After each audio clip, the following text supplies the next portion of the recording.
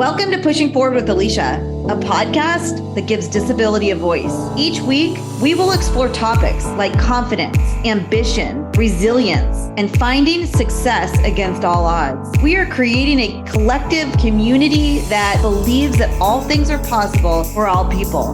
Open hearts, clear paths, let's go. Welcome back to Pushing Forward with Alycia. I'm Alycia Anderson.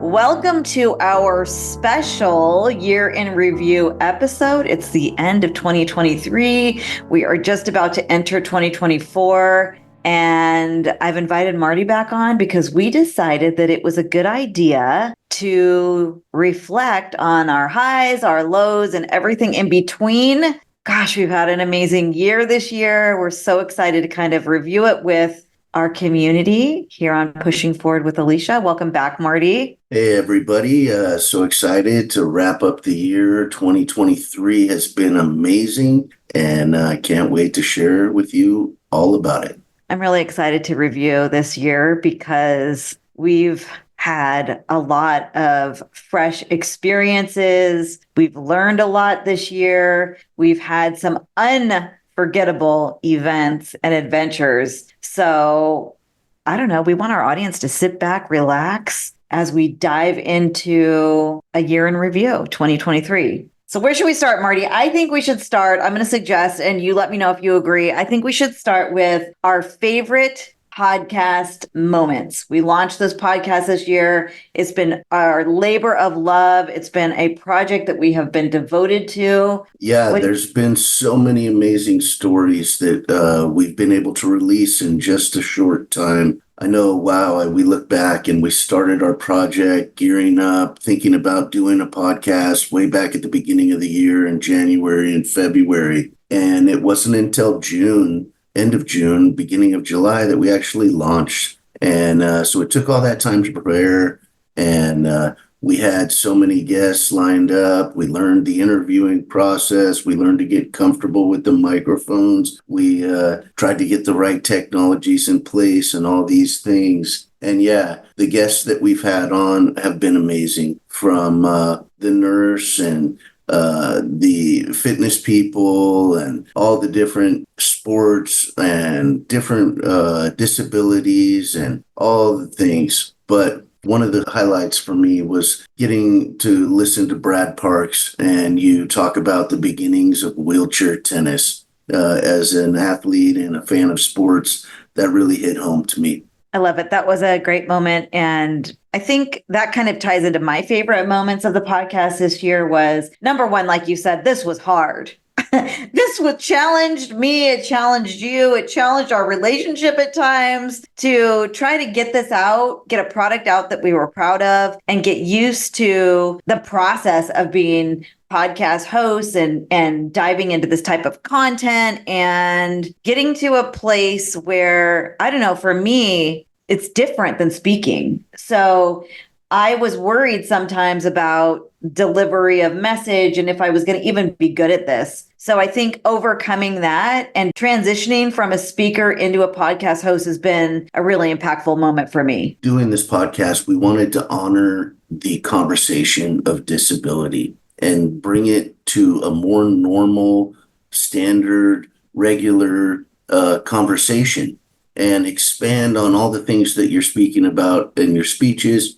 And I think we did a great job. But I'm really interested, which were your favorite pods of the year? Each of them is special in their own way, but I'd say my most favorite episodes are the ones that were really personal to me, my family, the episodes that you and I did together, sharing the voices of the human beings that have supported me in my journey to getting me to where I am today. I think I've really enjoyed. So episodes with my sisters, with you, those all were really special to kind of give them their place on stage. Those were truly amazing, and we have such a large family that there's many, many more of those coming I agree with you. It was super fun doing some episodes together, and I'm so happy that we're doing our final episode of the year together as well. Me too. This has been such a joy to launch another project together. And I'm just grateful for your partnership and your creativity and just your support in this process, because it's been fun, but it's been hard. And I think the future is bright for where we're taking this podcast. 100%. And let's also talk about your favorite professional experiences during the year with your speaking and your interviews, your panels,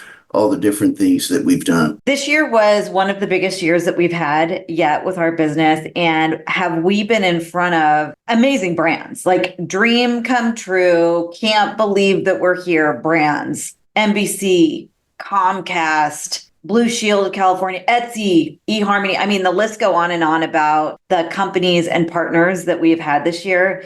But I think my favorite moment on stage, the most exciting one that I had personally as a woman, was rolling onto the Victoria's Secret stage. To have the opportunity to have partnered with them all year, to have had conversations about their adaptive line and being able to be on their stage during the launch of something like that, working with a company who is creating products that, they're putting their money where their mouth is. They're hiring me to come in and speak about disability inclusion in the workplace, but also implementing products that work for people with disabilities within their organization. I think that was really awesome. And as a woman, to roll onto that stage and be in front of Victoria's Secret executives and the lights and the sparkle and the wings and just all of it. It was a moment that I'll never forget. As your husband, I've always seen you as someone just extremely beautiful. And to see you shine on Victoria's Secret stage was definitely exciting for me as well. And nearing the Christmas and the holidays and all the things that they had going on, it's just our special time of the year as we prepare for our anniversary and remember how our love has come to be and all the wonderful things that our life together has brought. And then on top of it, I mean, the traveling this year was just, it was all over the place, from Wyoming, New York, New Orleans, down to Palm Springs, up and around the Northwest, and all the way out to Mohawk. And we did travel quite a bit. That makes me think of our travel episode on the pod, actually, and all the experiences that we got to share. And that also leads to some great things that we did as far as content and beginning to deliver some articles. And we reached into the community and had Lily Grossman come on and share an article. And I've written a few, and you've been posting so much, and all the social media. And it's hard to stay on top of all the things that we've got going on. We did get published in Risca Management Magazine also, which was amazing. And pods that we did on Endeam and Disability Pride. It's bringing so much great content into our community. And as you look at all that, and we kind of talk about our favorite professional moments, what was your favorite professional moment of 2023? Well, for me, we do a lot of advocacy and we do a lot of talking on inclusion and all of that. And we're also members of Adaptive Athletics Association. And for me, I had a great shining year with reconnecting with my tennis crew and community, doing some outreach here in the greater Sacramento Valley area, and starting a weekly wheelchair tennis clinic that has been supporting the local players and bringing players in from Sacramento State University, all the local players that have been a part of it. We're even bringing people just driving off by, seeing us playing on the courts and saying what's going on there. So that was really neat. And of course, the business is just exploding. And it's hard to find time outside of it, but I'm glad that I did a little. Well, and I love that you mentioned Adaptive Athletics Association, because sports and movement have been essential for us in making a huge impact in our ability and confidence and fitness and health and all of that. And the next thing that we were going to kind of talk about is your most important moment of impact this year. And I'm not going to put words in your mouth, but as a follow-up from the launch of, the Friday Night Lights tennis program that you've created in Sacramento for wheelchair tennis, the beautiful moment that I saw of impact there was, we're inviting elite athletes to come out and play tennis, but we're also inviting juniors and college kids, college students who have not played the sport yet. We had a senior program where we had an amazing man come out who had just had a stroke and was a able-bodied tennis player before, who came out and started hitting tennis balls at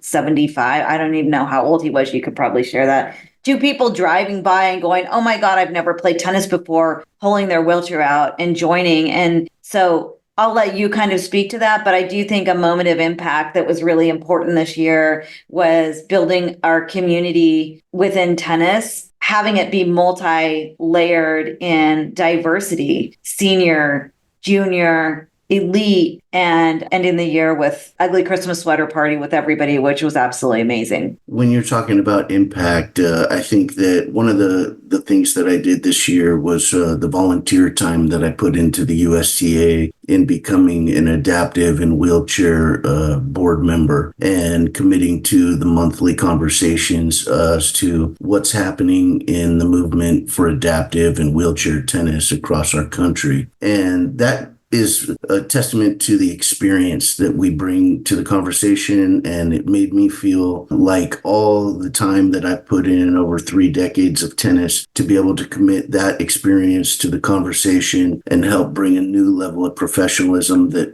maybe hasn't been seen in a while to the conversation was just amazing. I agree. And another really amazing thing that you did within the United States Tennis Association programs this year was become a referee to be able to go and referee professional matches. And you being the only wheelchair user referee in our area that would go and referee able-bodied professional tennis matches, which is a huge symbol of representation and inclusion that needs to be seen within the United States Tennis Association overall. Yeah, I appreciate you bringing that up and always supporting me in all the things that I like to do. And as I was getting ready to begin the clinics and reevaluate what our efforts are with adaptive athletics and everything else, enrolling in and becoming an official for a roving umpire was exciting. And it led to another impactful moment where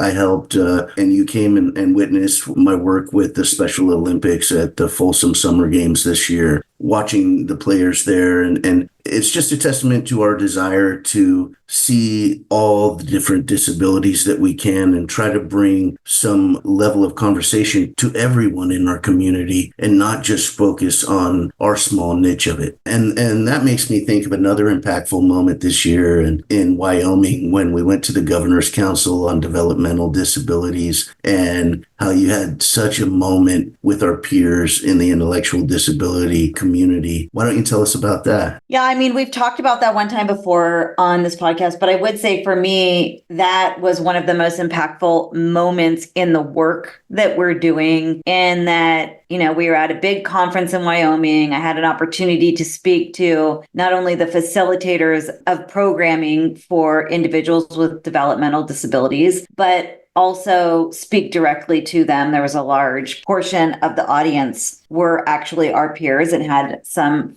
type of a disability. And it was a community that spoke up during my speech, that was cheering and yelling and advocating for themselves about what they want society to hear and know and learn about them, which is they can listen to them, hire them, love them, befriend them, include them. And the audience erupted with these sentiments while I was speaking. And it was a magical moment, not only for them, but for us. And it proves the point that when we band together as a disabled community, whether we have a physical disability, a non-apparent disability, an intellectual disability, any type of disability, when we band together as a community, we have so much power in our place in society, which is some of the things that we've seen all year long. Definitely strength in numbers.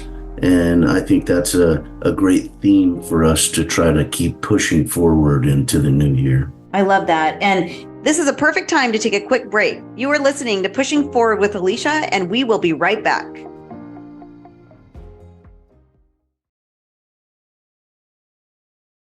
Thanks for listening today.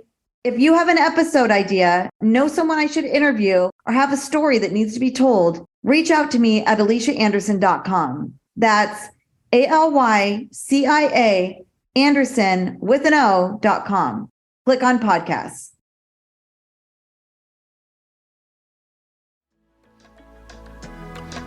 Welcome to our special year in review episode. It's the end of 2023, and I've invited Marty back on because we decided that it was a good idea to reflect on our highs, our lows, and everything in between.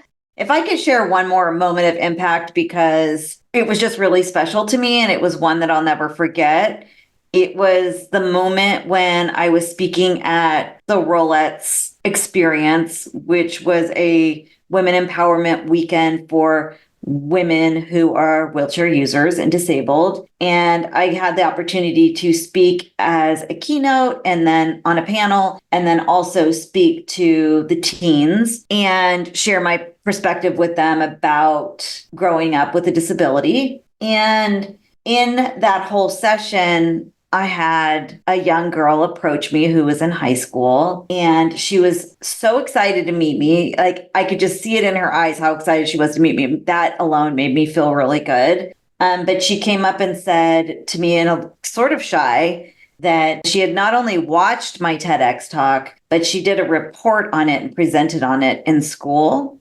To have that type of impact on a young girl, I believe she had aspirations to be a speaker herself one day as well. And for her to take that content and go present on it in school and share the message to her peers, I mean, that is why we're doing this work, to try to create a better future for the ones that are going to follow us. That was just, it was a really beautiful moment for me that I will never forget. It validated the work that we're doing, that we're going in the right direction.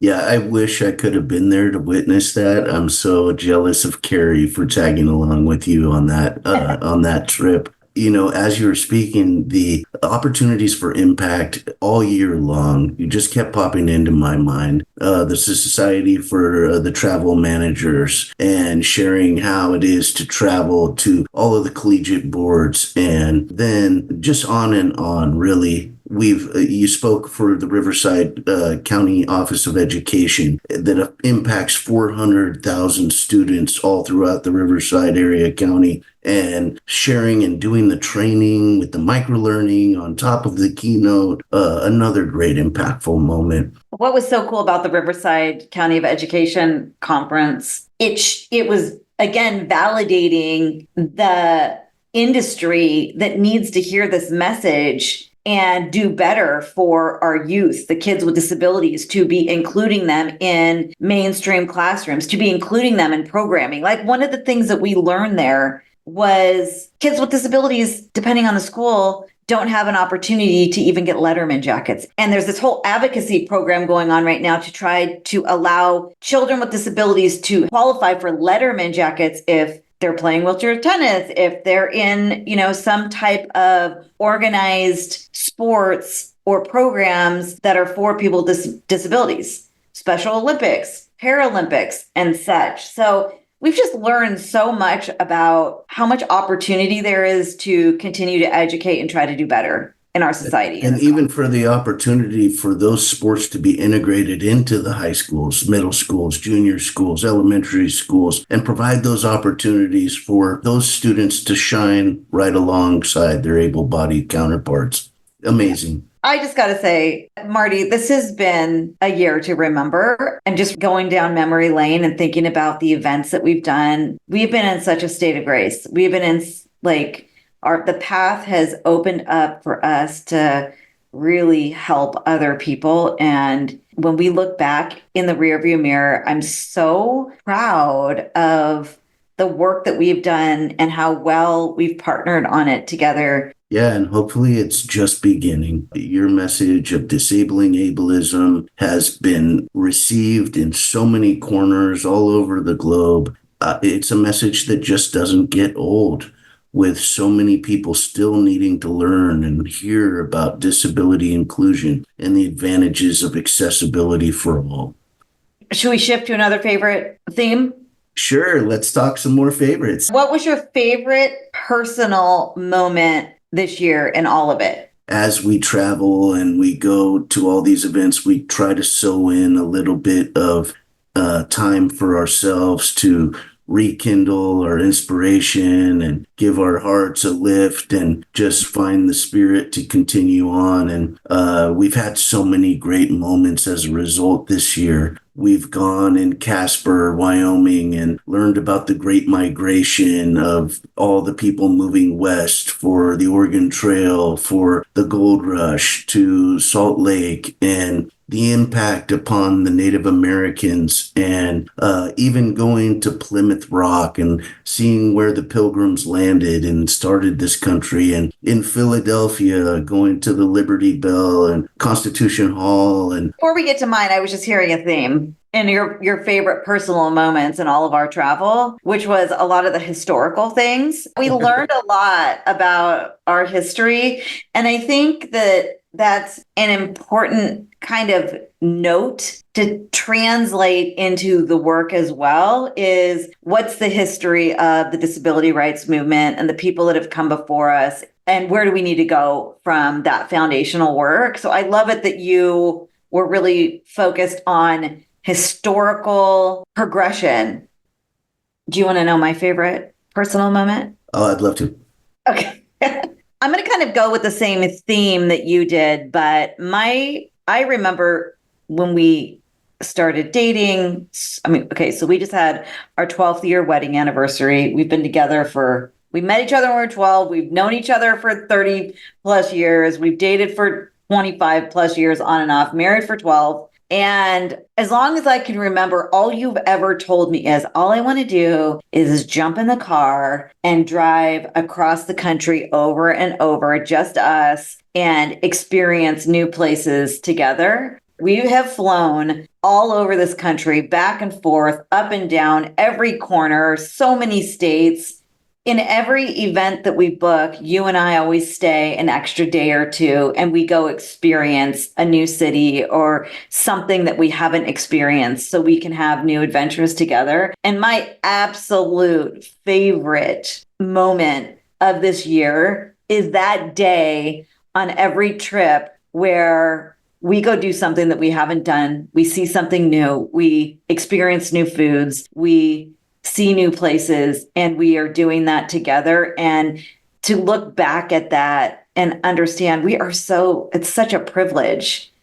I'm so grateful for the adventure that we are on in our marriage and in our advocacy. And I love you so much. And I'm so grateful for this year of absolute adventure.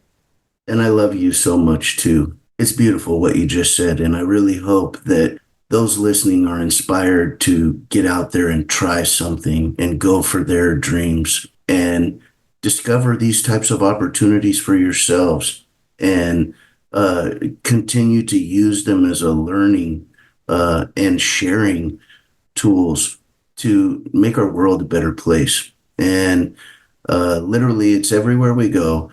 We are facing the challenges of navigating this world in wheelchairs, and sharing and experiencing with all the people that are in our paths how to do it better. I think we should wrap up with our pushing forward moment to wrap up the year, to push forward into 2024. What is that for you? Active helping, and to embrace the action of doing something to help other people every single day, whether it's just smiling at somebody, whether it's holding a door or helping them with something that they're struggling with, but just that active action of helping, I think, is so important in pushing forward as a whole, because every single little action, when you look back at the end of the day, turns into a big, big pile of love. Do you have anything in mind that you'd like to share? I know for me, next year, a goal for myself is to push fear aside. So I'm going to really try to be motivated, be focused, be confident in that, because I think it's going to help me level up next year again in the business. That's amazing.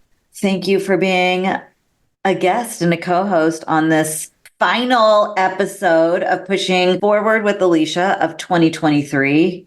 Please continue to tune in and stay on this ride with us. We see you every single day, every single week. Our Pushing Forward community has made this year what it has been, with your engagement and your dedication to being part of this with us. So we are so grateful for each and every single one of you who have joined in on this ride. And community, please take advantage of the tools that we've set on our website for you to suggest speakers or people to interview or topics to discuss. All right.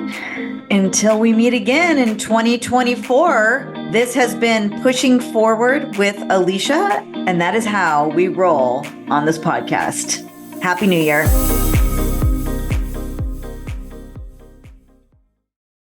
If you're an employer who would like to learn more about disability inclusion in the workplace, lessons on ableism, and how accessibility can drive innovation in your company, please check out my micro training series at AlyciaAnderson.com. That's ALYCIA Anderson with an O.com. Click on micro learning.